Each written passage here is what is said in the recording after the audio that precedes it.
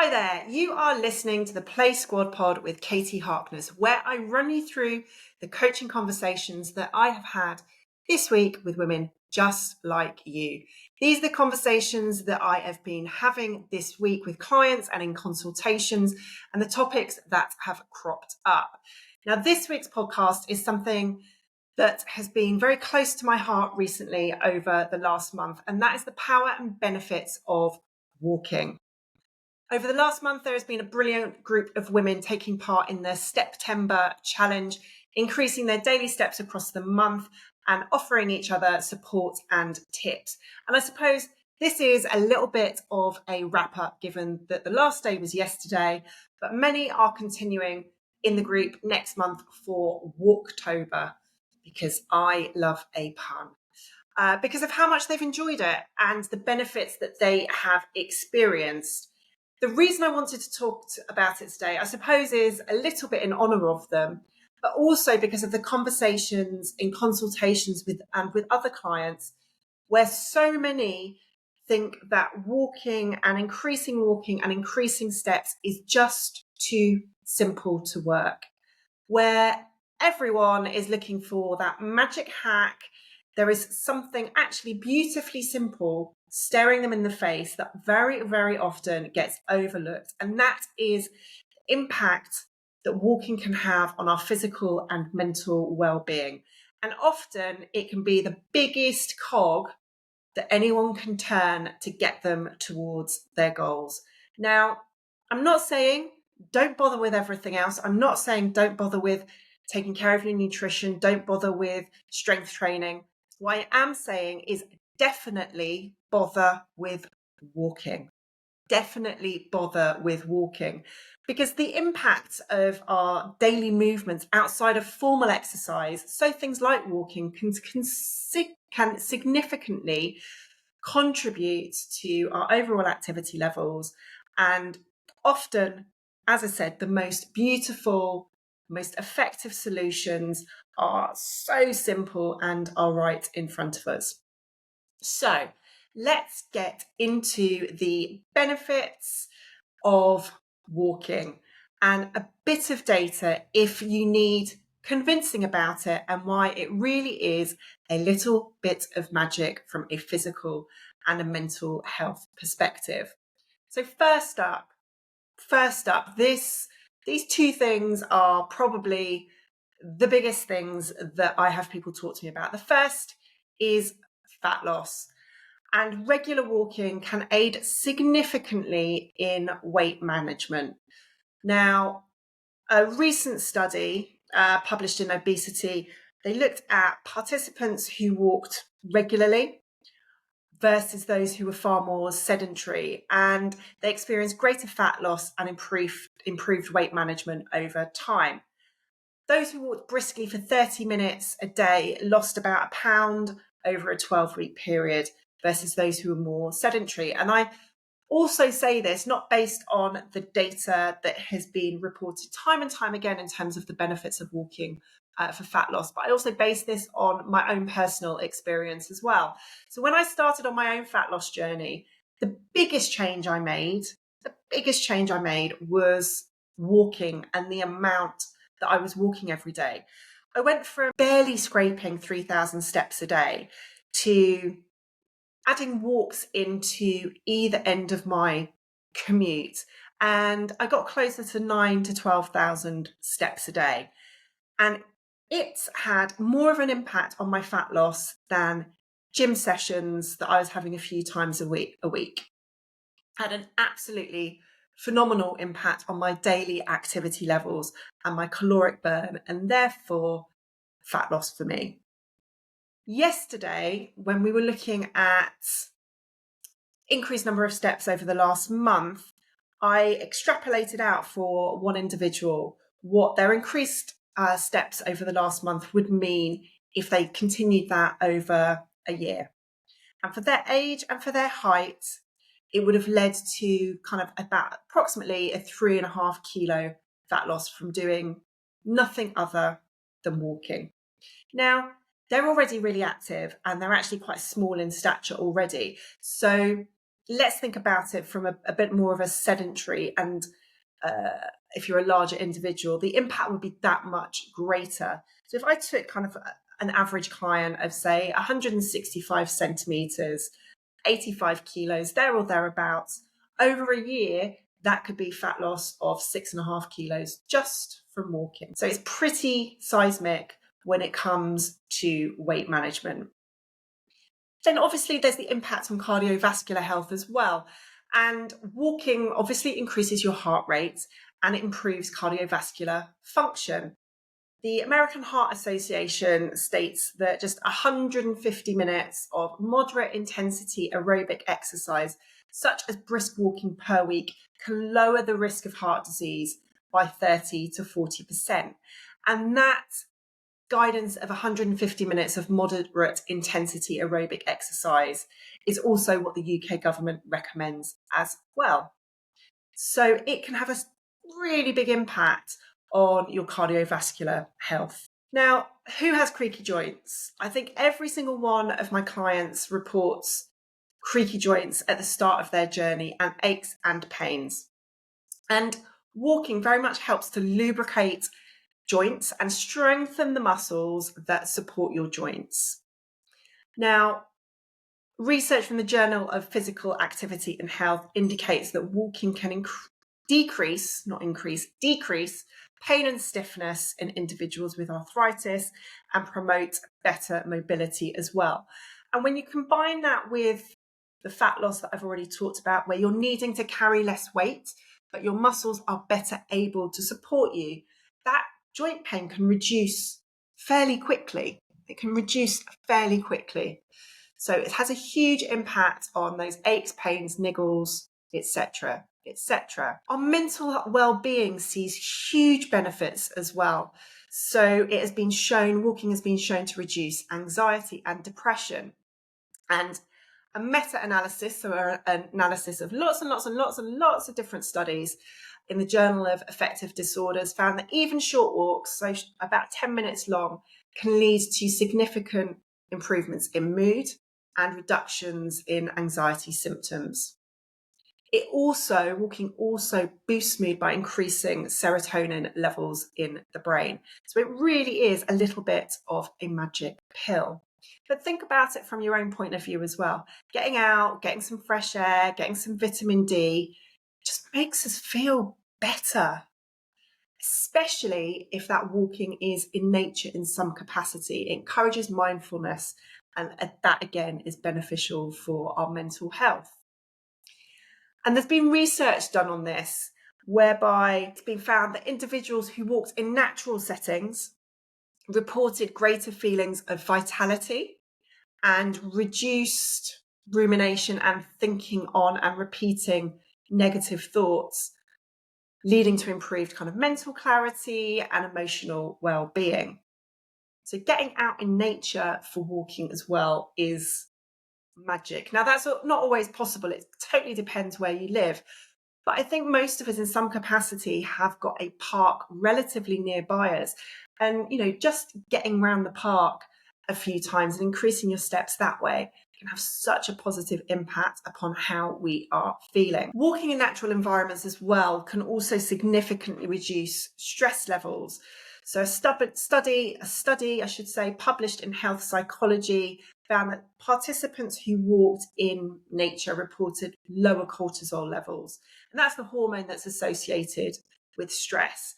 And lower cortisol levels compared to those who walked in an urban environment. So when you can, get out in nature. It is good for the soul. It is good for our stress levels. It's so positive for our mental well-being. Speaking of mental well-being and kind of cognitive function, walking can also reduce cognitive decline and improve brain health, especially in older adults.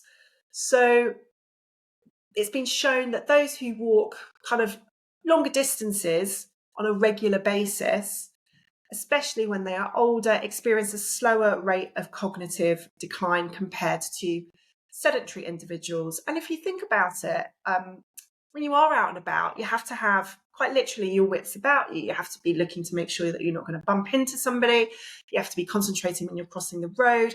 You have to be, I suppose, our senses are heightened to kind of keep us safe. And all of that helps with our cognitive function and helps to kind of slow down that decline versus as kind of being sat at home in a safe space, not necessarily using those parts of our brain to the same degree. Additionally, it helps massively, or can help massively, with sleep quality. So it can help with sleep quality and it can help with insomnia. Those who walk regularly are more likely to experience better sleep patterns. They are more likely to fall asleep faster, and they're more likely to enjoy deeper sleep. And there's the impact as well on better sleep in terms of fat loss. So a better sleep and more sleep aids with fat loss as it suppresses your hunger hormone ghrelin. So, there's a positive impact. Not only will walking in terms of that caloric burn help with fat loss, but if it also helps with your sleep, that can mean that you are producing less of the hunger hormone ghrelin, which can help with overeating and snacking the following day. So there's all of these little things interlinked, but that daily walking activity is tied into sleep, it's tied into fat loss, and then those two things were also connected. It really is, as I say, that magic little pill. Additionally, there is evidence as well and data to suggest from a systematic review in the Journal of Physical Activity and Health, it concluded that physical activity, including walking, so it's not just associated with walking, but in general, physical activity is linked with improved self-esteem and improved body image, especially among women. So that improvement can be attributed to both the physiological effects of exercise, but also the psychological benefits of exercise and movement and walking, etc., as well. What I hear quite a lot though is, oh, but I've got to do 10,000 steps and that is so much to do. And I've certainly done this, but I imagine quite a few of you at some point in time have been marching around your sitting room trying to get to kind of that magical kind of 10,000 steps. As I say, I definitely have. And you've probably heard this number from everywhere, from fitness trackers to wellness blogs, but where did it actually come from? Because, it's got to be rooted in science, right? Well, you would be wrong. The 10,000 steps benchmark is actually a bit of a myth.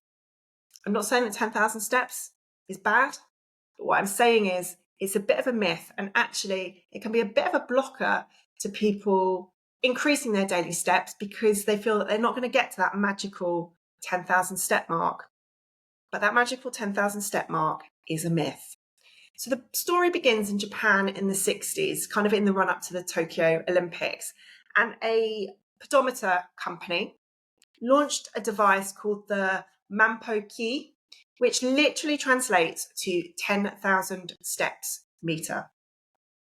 And the goal of 10,000 steps was more of a marketing strategy than anything scientifically backed. 10,000 steps was just catchy and it was easy to remember. And it just made it a kind of a perfect target to encourage people to be more active. So 10,000 steps isn't actually rooted in solid science. And recent research suggests that health benefits actually can start with significantly fewer steps. And hopefully this kind of opens the door to more people moving more rather than going, oh shit, I can't do 10,000 steps, so what's the point? So studies have shown that 4,000 to 5,000 steps a day can already lead to substantial improvements in cardiovascular health, in mood, and in overall fitness. So, for example, a study published in the JAMA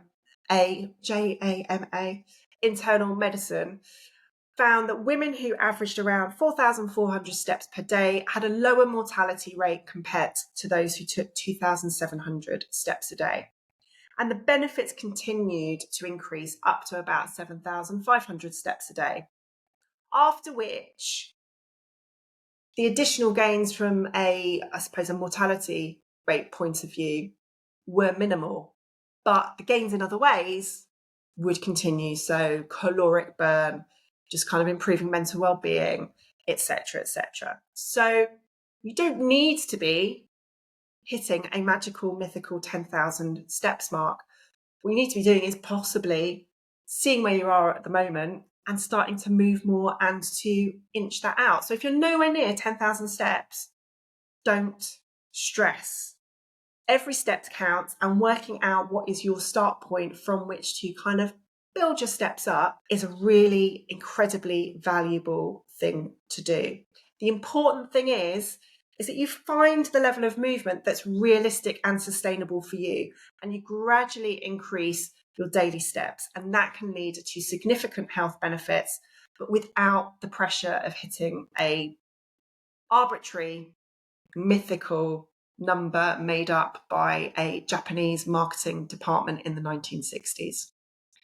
Now, how can you gradually increase your daily steps? I'm going to take you through exactly what we did as part of the September challenge. And the first thing is working out your start point. So begin by kind of tracking your daily steps at the moment using a pedometer or a smartphone app or smartwatch, whatever it might be. And you've probably got all of these logged anyway. So what you can do is you can have a look at what your daily steps were on average for the last month. And that'll give you a baseline, a start point. And what you can do is you can then say, okay, I'm going to add 500 steps a day next week to my baseline. So if it's currently at 4,000, next week you would do 4,500 steps a day. The week after that, you would inch it up by another 500 steps a day. So you'd go from 4,500 to 5,000 steps a day. And across the course of 4 weeks, you've added in an extra 2,000 steps a day, or 14,000 steps a week. Now that might seem like a lot, but those 500 steps is really an extra 5 minutes. An extra 5 minutes of walking a day, which isn't insurmountable.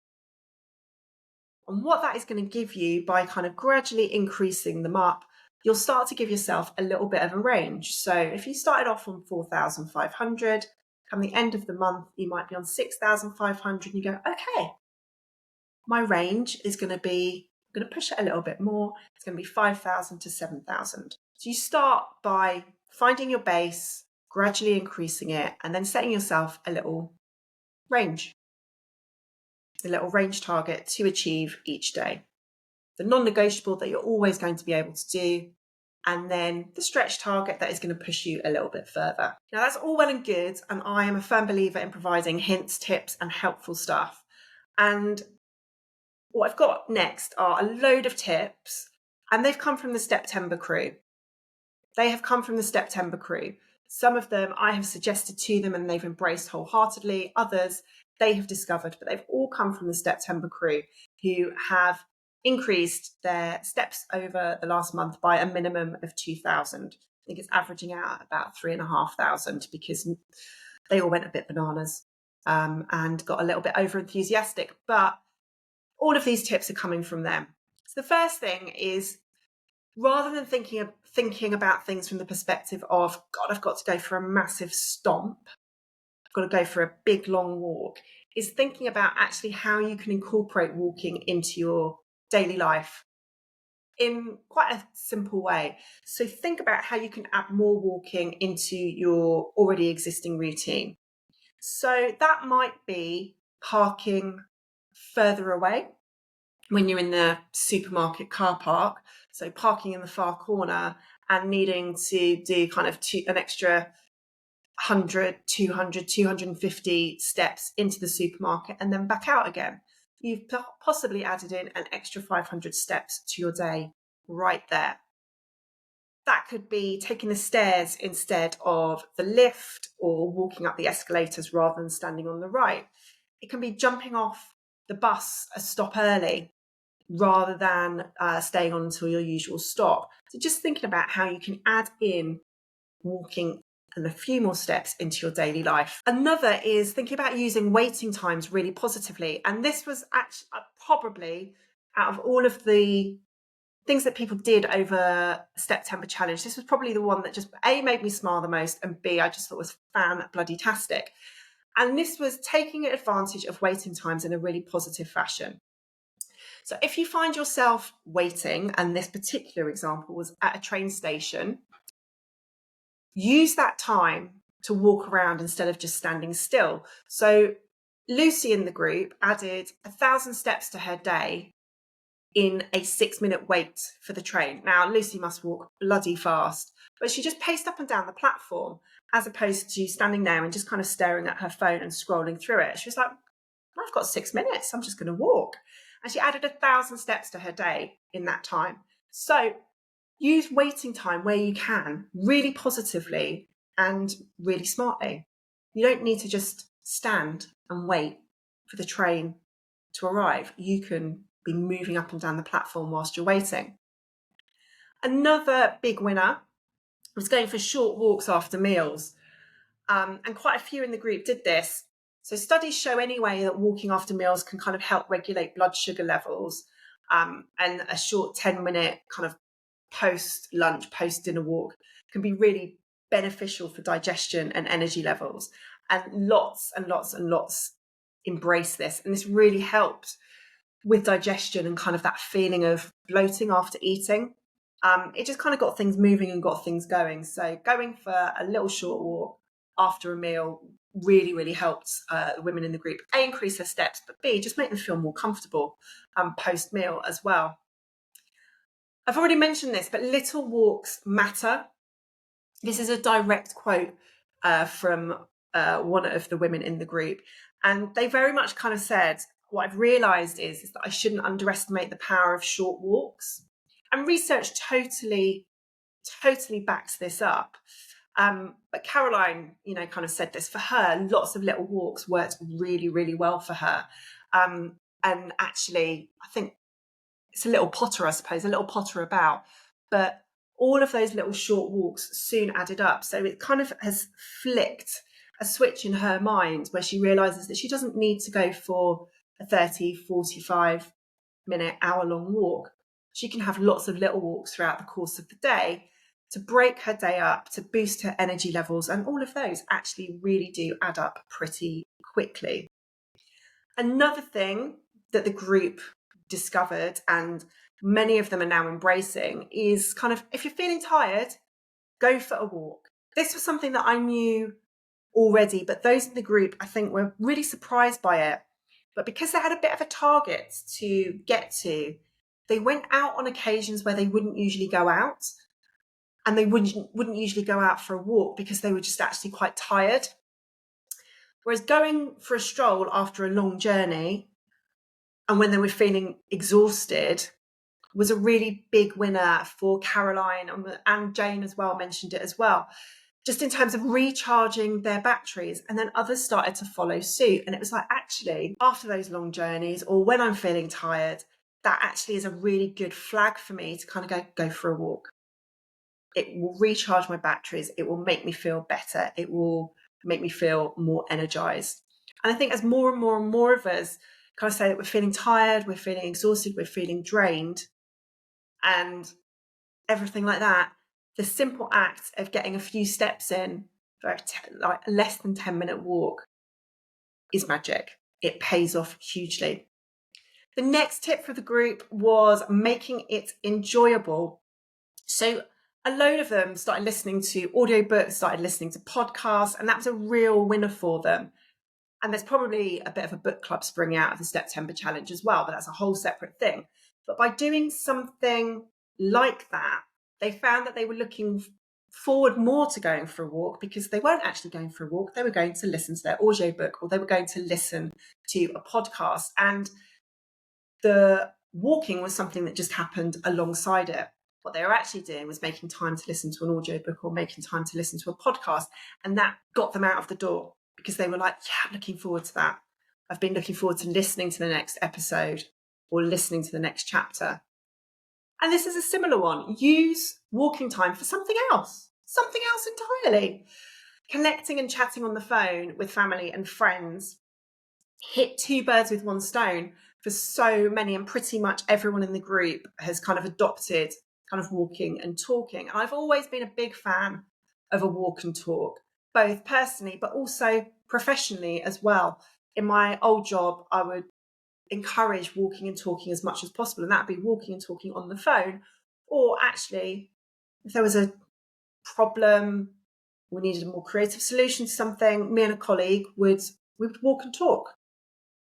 It kind of freed up our brains and freed up our creativity, and actually really helped us unlock some great solutions. So I'm a big fan of the walk and talk, be that with family, be that with friends, be that with colleagues. And finally, enjoy the view. Some of the photos that people shared of kind of the locality have been brilliant, and people have been going, oh, where's that? Oh, I've got no idea where that is. And it's opened up new kind of walking areas. So enjoy the view, turn around, have a look back, just breathe it in.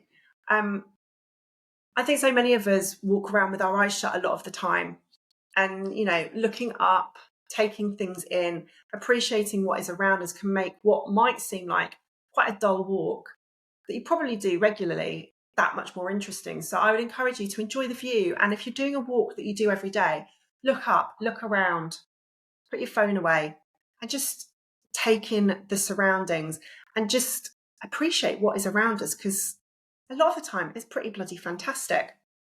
So all in all, the last month of September has been actually just absolutely brilliant. I have loved every day of it. And now we're going to continue that momentum into Walktober. And the challenge has shown us that walking doesn't have to be a chore, and that there are little changes you can make every day to increase your activity. You can multitask when you're walking, and I'm a massive believer in that there isn't anything that going for a walk isn't better for. So, feeling tired? Go for a walk. Feeling bloated? Go for a walk. Feeling stressed? Go for a walk. You need time to yourself? Go for a walk. You're feeling unmotivated? Go for a walk. You're struggling to focus? Go for a walk. Your mood is low? Go for a walk. You're feeling stiff? Go for a walk. You're not sleeping well? Go for a walk. You get the idea. You could probably write down 99% of problems, and a solution would be go for a walk. Partner pissing you off? Go for a walk. Nothing on TV? Go for a walk. Doom scrolling? Go for a walk. Hungover? Go for a walk. It really is magic. As I said right up top, I think too many people think walking and increasing daily activity is too simple to be effective for health, well-being, and fat loss. But it plays such a massive, massive part. So as me and the crew continue our September walk into Walktober, I encourage you just to reflect on how you can make walking a consistent part of your life, whether it's enjoying your favourite podcast while you walk or reconnecting with friends on a stroll. Every step really does count towards a healthier and happier you. Thank you for joining me today. Hopefully this has helped you keep the momentum going, and remember, it's not about the destination, it's about enjoying the journey, or in this case, the walk, and making it a part of your everyday routine. Have a cracking, brilliant week, and I will be back next week. Take care.